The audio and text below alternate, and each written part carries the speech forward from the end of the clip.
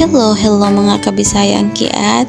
Hello Saudi, hello Philippines, and hello world. For today's video is mag-ala chef si Bisayang kiat again. Before, nag-ala chef na gyud ko, pero karon mag-ala chef ko for Saudi Arabia's recipe. See, fresh pa ang chicken kaysa sa akong naong sa naol.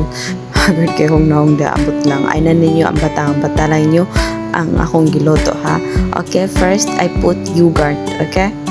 Then halo-halo. Sama sa paghalo sa imo nga gibiyaan rapod ka. Diba? Sana all hugot pa more. Naging color yellow na siya. Ibutangan ako na siya og spices, all spices. Kalimti na lang imong uyab. Napaasa. Ayaw lang jud kalimti ang curry ha. Churros. Ito all done. Tapos gipakuan lang na ko siya pila ka minutes. Then nagtadtanadan ko onion debris. Then pagatadtad po ko diha og kanang laing pong kuan kay for my pansit. Yeah, naghimo og pansit pero wala na ko na siya gi-apil ha. Kay para kuan ka ang main goal na ko ron is kana ra yung Arabic food.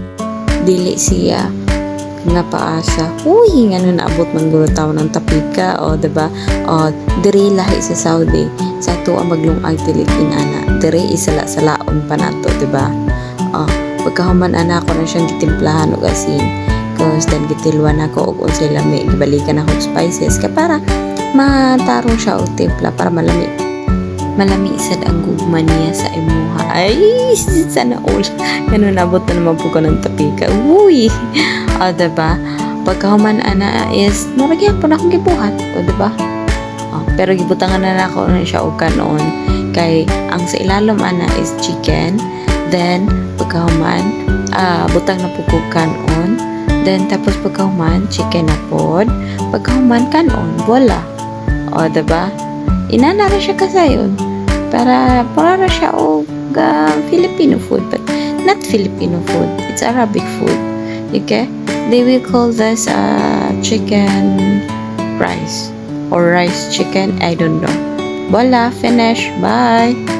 And before mag-end, please follow, like, share, subscribe my Facebook, YouTube and TikTok channel. Bye.